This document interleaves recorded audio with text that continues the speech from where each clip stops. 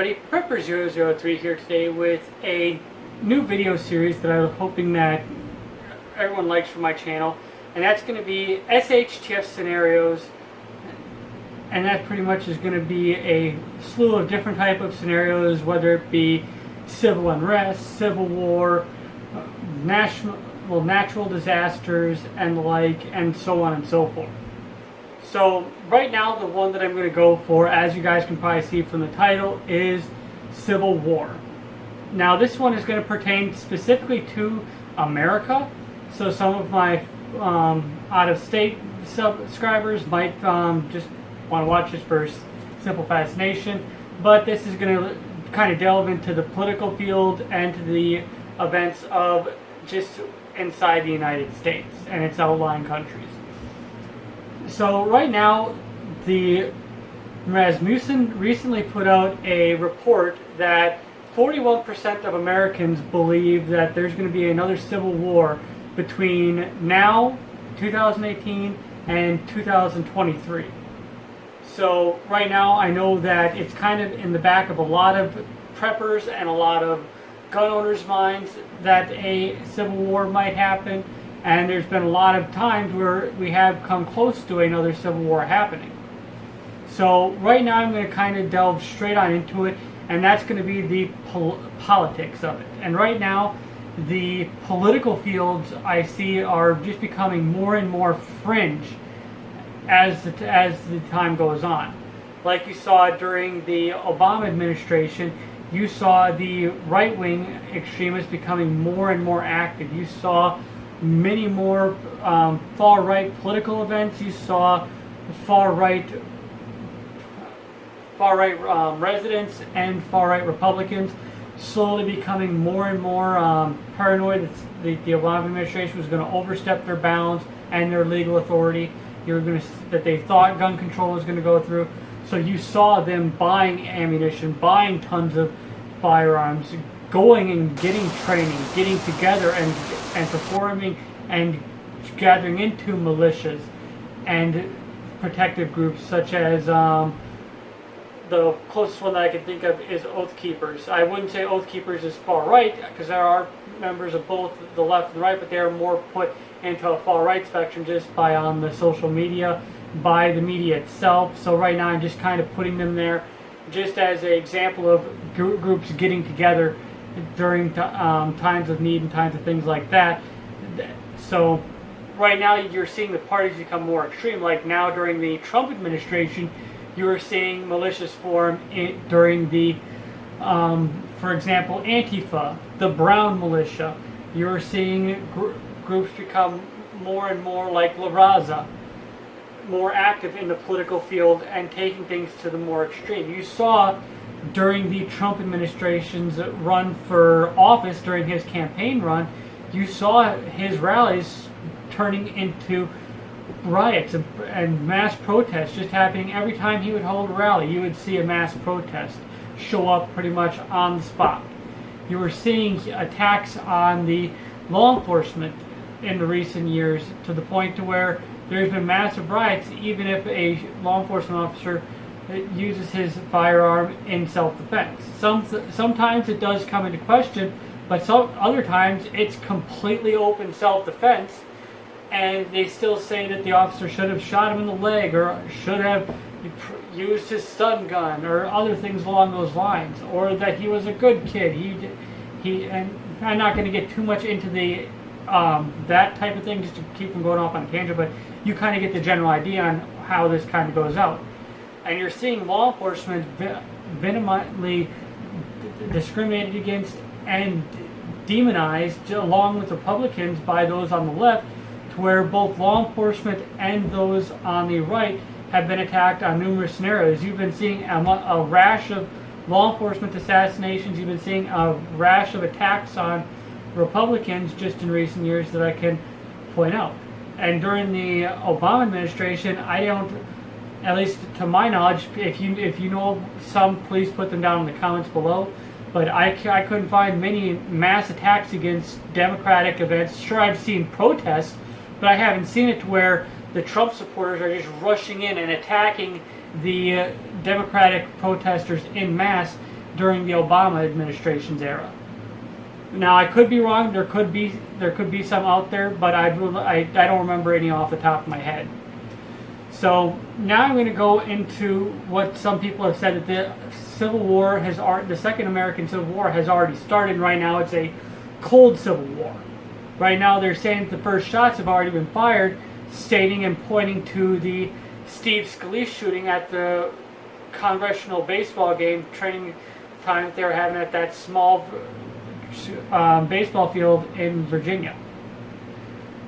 So that's just how I see things, and progressing even further after that, I see there being attacks on political events and party events, to the point to where there's a rally, and I'm not saying just an attack like a riot breaking out or something like that. I'm saying that there's an actual active shooter, and they're targeting those members of the opposing political party, to where now it's just every time there's and I mean not just like a lone wolf type of scenario, but a stream of attacks happening, like just one after the other. Every time there's a political event, there's an attack. Even if the security side, they do stop the attacker, they're still having these attacks going on.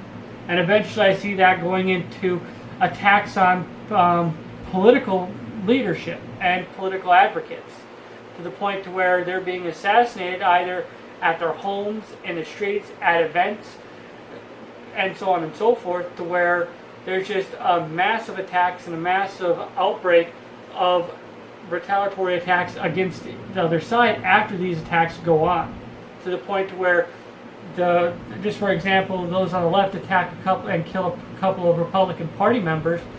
Now you're having those on the right that are on the fringe side of things go and attack members of the Democratic Party.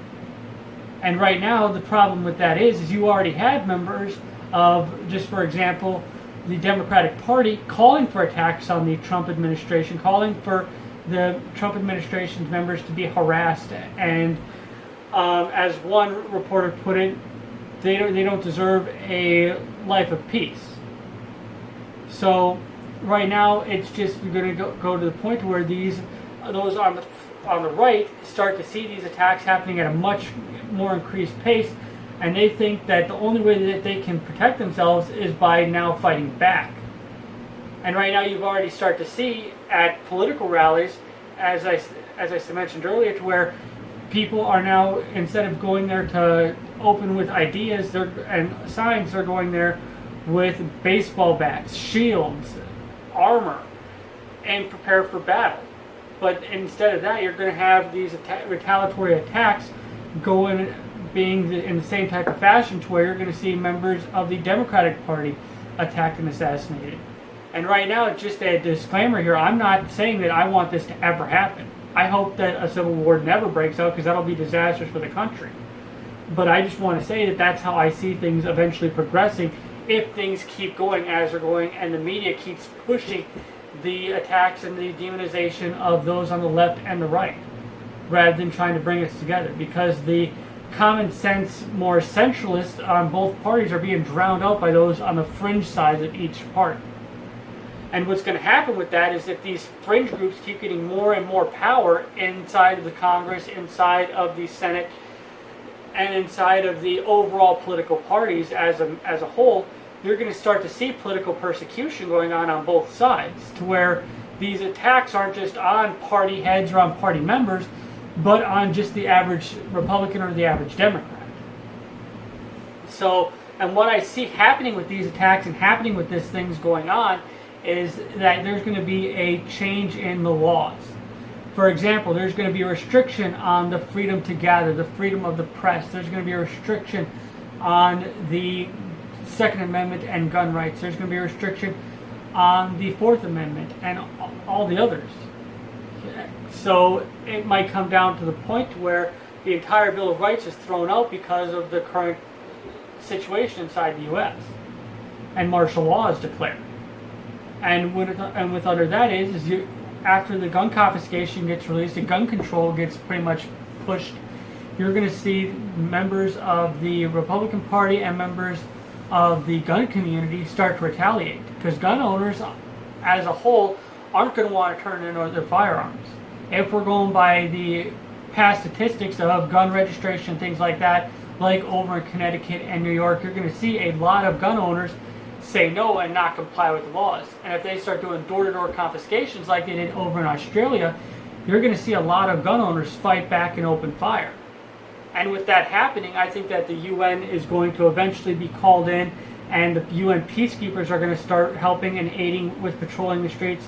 And with these massive attacks at public events and at political rallies and other things along those lines, is I think you're going to have the National Guard start helping patrol the streets as becoming a daily thing. Seeing a military convoy of the National Guard roll by is going to be something that's just an everyday occurrence. Going through a National Guard checkpoint or UN peacekeeper checkpoint to search your vehicle for firearms or other type of harmful or political paraphernalia or things along those lines is going to be an everyday occurrence, as you have seen happen in other countries. Then it's going to progress even further once the UN peacekeepers come into place. You're going to see those predominant groups like militias and others that have started to form a tight-knit community, start to branch out and grow even more and more with the hatred for the current type of political and enforcement and entrenchment on our rights as citizens, to growing more and more to the point to where every time a citizen is attacked for having a copy of the Constitution or attacked for having some type of military manual or something like that, they're attacked, they're imprisoned, and they're pretty much become a political prisoner just because they had some type of paraphernalia on them, or they had a firearm for concealed carry that they had that was now a prohibited item. So you're going to see members of their family, you're going to see these groups that were very few and far in between start to grow and become huge organizations to the point to where they're their own small armies. It's kind of like you see what happens over in Ukraine and the Middle East, where just like you see like with the Kurds or with the pro-Russian separatists, to where you're going to see groups there to fight back in mass and by using tactics, because you're going to have combat veterans that are going to be joining these groups because they serve to protect the U.S. Constitution, and you might even see members of the armed forces, law enforcement, turn against the current administration or their current departments to fight alongside the citizens for their rights. Because right now, there's going to be a lot of people that are going to turn away from enforcing a gun confiscation and attacking gun owners just for having the firearms for self-defense or for hunting. And right now, they might let you keep a couple of firearms, like maybe a single shot bolt action or something along those lines, but eventually you're going to see it to where all firearms are banned and outlawed. And with the UN peacekeepers coming in, you're going to see these large conglomerates of groups and coalitions start to have an active and ongoing conflict with those UN peacekeepers, the members of National Guard or law enforcement that are setting up and treading on people's rights and treading on the citizens. To where you might see a checkpoint get shot up and attacked. You might see a city stronghold shelled and mortared. So it's not going to be some glamorous thing. Those members of the militia and those conglomerates are going to have massive casualties, because it's not going to be some easy conventional warfare. You're going to see a lot of dark and dirty guerrilla warfare. You're going to see your UN and maybe even NATO and US aircraft doing ongoing airstrikes against U.S. citizens. You're going to see a lot of the current laws that are on the books for U.S. citizens and due process thrown off the books, just because everybody's going to be considered an enemy combatant at that point. And at that point, you're at a full-on civil war. You're going to see a collapse of interstate trade, where the shelves are going to go bare, and you're going to have a controlled amount of rations being given out by the UN. And you're going to have a ration card. You're going to have your house searched to get your ration cards and other things like that to make sure that you're not a political dissident or an enemy combatant. You're going to see cities in turmoil and turf wars going on just between inner city gangs, because they're going to be wanting to go against these UN peacekeepers as well, because they're going to want to maintain their control. And with these areas of control, you're going to see militias have large areas of control of like open farmland and even some smaller towns. You might even see whole small town departments and National Guard departments or units start completely break away and side with these militias, give these militias training and some arms and everything, and then eventually now you have a more centralized, more controlled, more well-trained militia and armed force going against the armed forces that are on our soil or that are invading on our soil. And what that is you're going to have millions dead. You're going to see whole towns completely wiped off the face of the earth. Right now you're going to see a lot of destruction. A lot of families are going to be torn apart.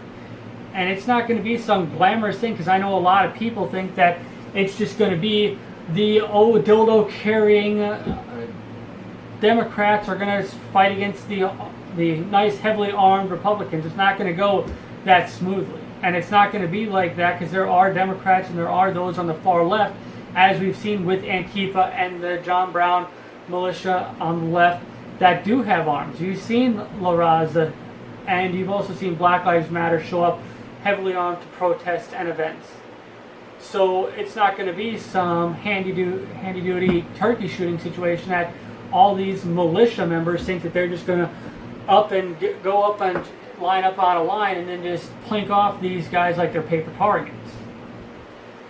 And what that is you're going to see eventually the United States as a whole break apart, and eventually you might see small states band together and form their own small countries or their own coalitions as well. And eventually you're going to see the United States look like the Middle East, where you're having the reins of power constantly shifting, constantly moving, and a constant amount of armed conflict just endlessly ongoing. And what that is you're going to end up having foreign powers come in and try to take over and invest in those areas. Like you might have, just for example, I'm going to use Wisconsin, Illinois, and Minnesota as a small coalition state and country. We've pretty much become one small country, and we've given away our mining rights to China in return for China sending in troops, arms, and military aid to help us enforce our border and to police the armed coalition forces that are going on